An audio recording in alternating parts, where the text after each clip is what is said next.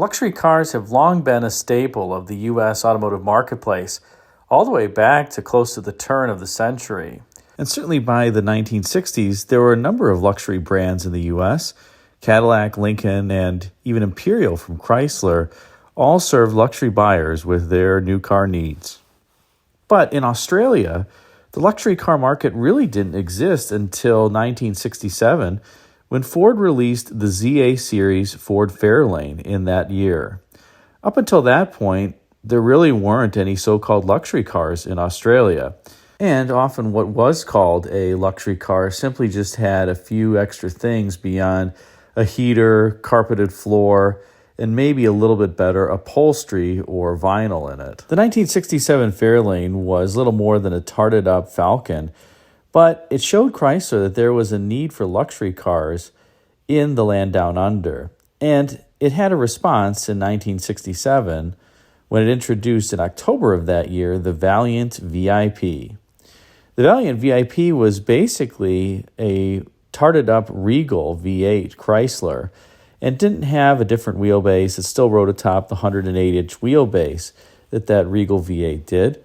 But you got a few extra creature comforts like a center console, fully trimmed doors, carpeting, and reclining bucket seats.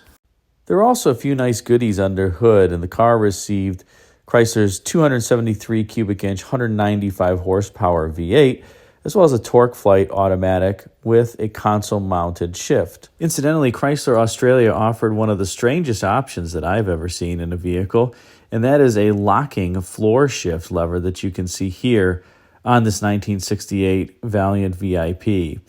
This was a very rare option, admittedly, at the time, but I haven't seen it on any car before or since and thought it was interesting to point out. In any case, Chrysler moved the Valiant VIP further up market when in the spring of that year it introduced the VF version of the VIP to succeed that previous VE version that I was talking about before. And the VF version Valiant VIP rode atop a stretched 112-inch wheelbase. Recall that previously the other vehicles in the lineup were 108 inches. Chrysler also dumped an optional 318 cubic inch V8 underhood to supplement the power plant choices versus the standard 160 horsepower slant 6. Interiors were more luxurious than before, although in this case, there were two different style seats. If you got the base 6-cylinder engine, you had a bench seat, and if you went for the optional 318 cubic inch V8, you got the bucket seats with the center console shown here. Chrysler also made a subtle name change to the VIP, and it was now named the VIP by Chrysler as opposed to the Valiant VIP. This was something that was done in order to help distance the VIP from its Valiant origins. And Chrysler continued pushing the VIP upmarket.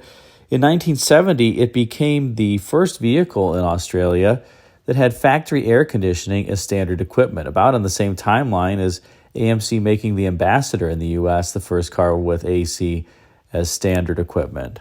But the real move-up market continued in 1971 when Chrysler introduced an eponymous vehicle, the Chrysler by Chrysler. And yes, that was its name. It was really called the Chrysler by Chrysler.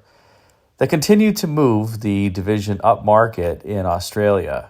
In planning the Chrysler by Chrysler, Chrysler knew that Ford was going to be releasing a new long wheelbase vehicle in 1971 to continue its luxury push, and also that Holden, GM subsidiary, would be doing the same. Thus, it wanted to have a very special model to compete in the marketplace and hopefully take share from these buyers. Interestingly, the name Chrysler by Chrysler came about because Chrysler marketing divisions wanted a name that was synonymous with quality and luxury. There were a few names that were thrown around for this vehicle, actually borrowed from the U.S., like the New Yorker, an Imperial, the LeBaron, but all of those were discarded, and Chrysler's management ended up settling on Chrysler by Chrysler because the name Chrysler was really synonymous in Australia with excellent quality, reliability, and engineering. It sounds strange, and it was, but again, Chrysler wanted something to differentiate this vehicle from others it was selling, and that was their best effort. Chrysler management pushed hard to differentiate the Chrysler by Chrysler from its lesser Valiant sibling, and did so by having it ride atop a 115-inch wheelbase, which was shared with the Valiant hardtop but 4 inches longer than the Valiant sedan. Out front, the Chrysler by Chrysler sported quad headlights and a distinctive loop bumper grille. The more standard Valiant, as you can see in the inset, just had 2 headlights, one on either side. The front end was just a small part of the overall comprehensive styling update that the Chrysler by Chrysler received to differentiate it from the Valiant. More specifically, not only were the hood and the bumper different, so were the rear doors, the rear quarter panels, as well as the front fenders, and even the trunk. Out back, the Chrysler by Chrysler got a beautiful rear end treatment with these horizontal taillights compared with the more blocky taillights that were employed on the Valiants. And the rear window has kind of an imperial style theme with the so-called Frenched-in look, or the smaller back window. This was done by welding in a plug into that typical window opening that the Valiant had. Also notice the fender peak molding that integrates itself into the door and then wraps around the overall daylight opening. That was a tasteful touch that Chrysler also added to these Chrysler by Chryslers. In the underhood department, the Chrysler by Chrysler imported a beautiful piece of machinery from Canada, but was, of course, designed in the U.S., and that's Chrysler's 360 cubic inch V8, which here was rated at 255 horsepower and 360 pound-feet of torque. The standard engine in the Chrysler by Chrysler was the Australian-built 265 cubic inch Hemi head inline six-cylinder. That engine produced 203 horsepower and 262 pound-feet of torque.